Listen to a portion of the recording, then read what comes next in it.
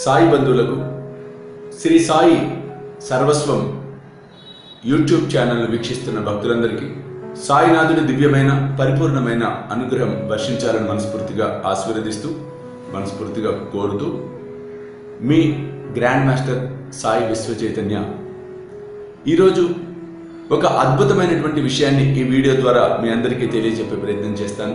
ప్రవచనం చెప్పేది బాబా, ప్రవచనం వినేది బాబా. సాయి సచ్చరిత్ర పారాయణం చేయటం మంచిదా కాదా? సాయి సచ్చరిత్ర పారాయణం చేయటం వలన ప్రయోజనాలు ఏమన్నా ఉన్నాయా లేవా? సాయి సచ్చరిత్ర పారాయణాన్ని వందల సార్లు చదవటం వలన ఉపయోగం ఉందా లేదా నష్టం ఏమన్నా కలుగుతుందా? సాయి సచ్చరిత్రలో ఉన్న అంశాలు తప్పులు తడికల ఇవి వాస్తవాలా కాదా అనే అంశాలను మనం తెలుసుకునే ప్రయత్నం చేద్దాం. ఎందుకంటే ప్రస్తుత కాలమాన పరిస్థితుల్లో అనేక రకాలైనటువంటి వాదనలు ప్రతివాదనలు ఈ అంశం మీద తెర మీదకి రావడంతో భక్తులందరికీ కొన్ని రకాల అనుమానాలు అయోమయ స్థితి కలిగిందంటలో అతిశయోక్తి ఏమీ లేదు.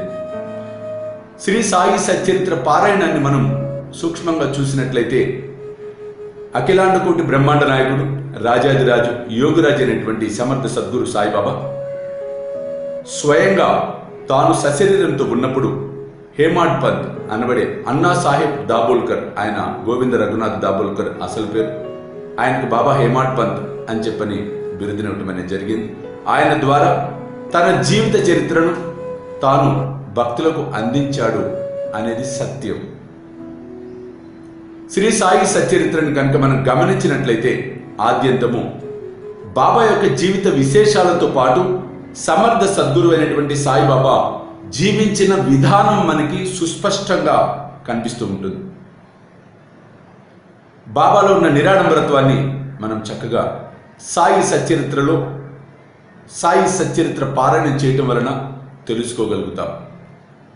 సాయిబాబాలో ఉన్న ఆత్మవిశ్వాసాన్ని మనం సాయి సచ్చరిత్ర పారాయణం చేయటం వలన తెలుసుకోగలుగుతాం.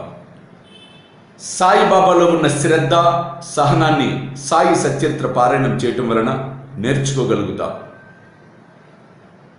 సాయి సచ్చరిత్ర పారాయణం చేయటం వలన సర్వమానవాళిని ఈ సృష్టిని ఎలా ప్రేమించాలో మనం తెలుసుకోగలుగుతాం.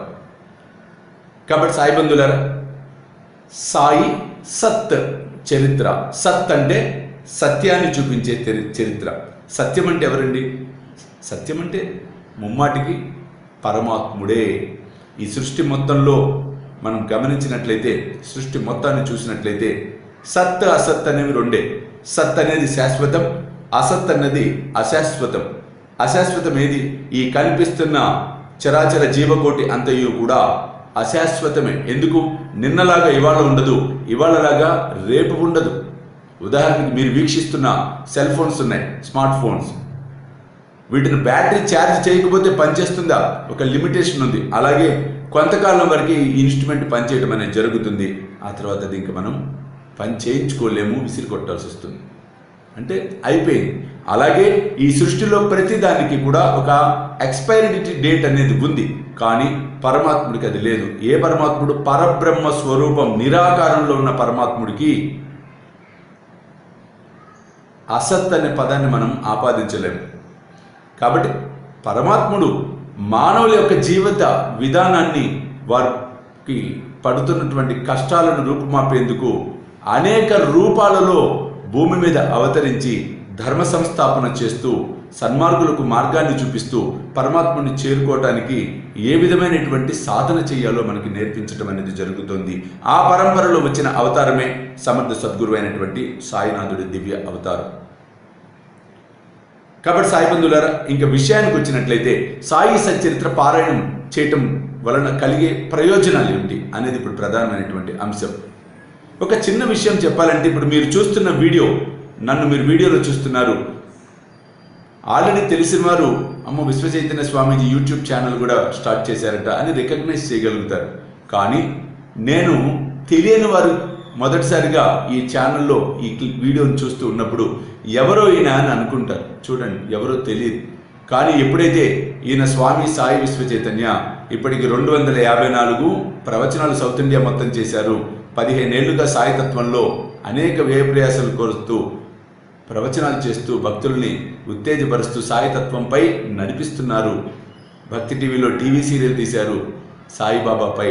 అలాగే సాయి సచ్చరిత్ర మీద క్విజ్ కాంపిటీషన్ కండక్ట్ చేశారు. ఇవన్నీ అంశాలు ఎప్పుడైతే తెలుసుకుంటారో వారికి నా మీద పరిపూర్ణమైనటువంటి ఒక గౌరవం అనేది వస్తుంది, ఒక ప్రేమ అనేది వస్తుంది. అబ్బా ఇటువంటి ఆయన తెలుసుకోలేదనుకోండి, ఎవరో సామాన్యుడు అనుకుంటాం.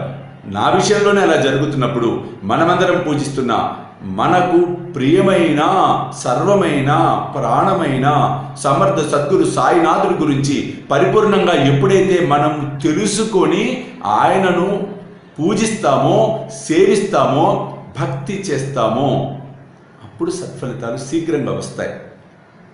కాబట్టి సాయిబాబా గురించి పరిపూర్ణంగా తెలుసుకోవాలి అంటే ఏం చేయాలి అంటే, బాబా మనకు అందించినటువంటి శ్రీ సాయి సచ్చరిత్రము.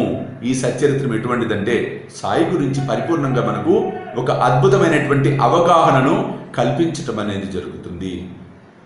సాయినాథుడి యొక్క దివ్యతత్వాన్ని ఆవిష్కరింపచేయటం అనేది జరుగుతుంది.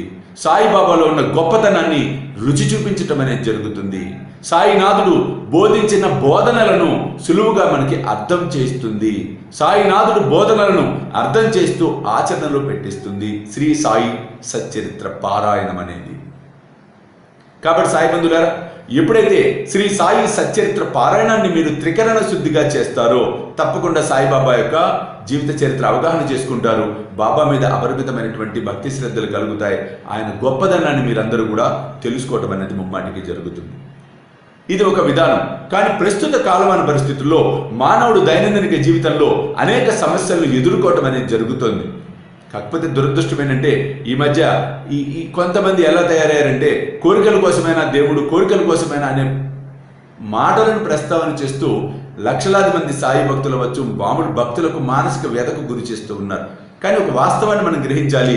కోరికల కోసమే వెళ్తాం గుడికి ప్రారంభంలో, కోరికల కోసమే పారాయణాలు చదువుతాం ప్రారంభంలో, కోరికల కోసమే సేవలు చేస్తాం ప్రారంభంలో. కొంతకాలం అయిన తర్వాత వాస్తవాలను మనం గ్రహిస్తాం.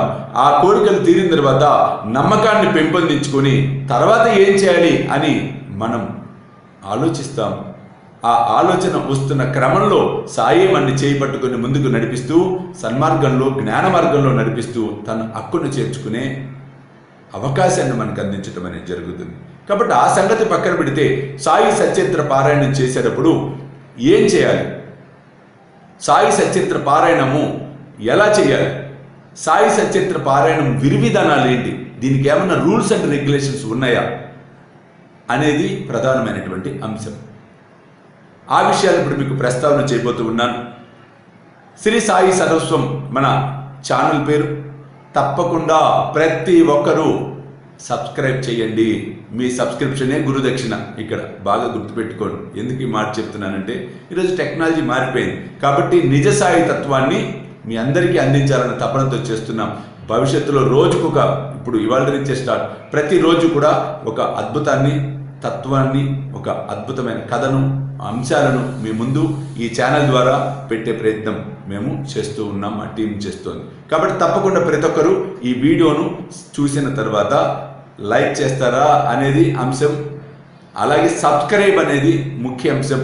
ఎందుకంటే మీ సబ్స్క్రైబే మా ఎనర్జీ అని మా టీం ఒక స్లోగన్ పెట్టింది. అంతే కదా, మీరందరూ చూస్తూ ఉంటేనే ఇంకా హుషారు వచ్చి చేయాలనిపిస్తూ ఉంటుంది.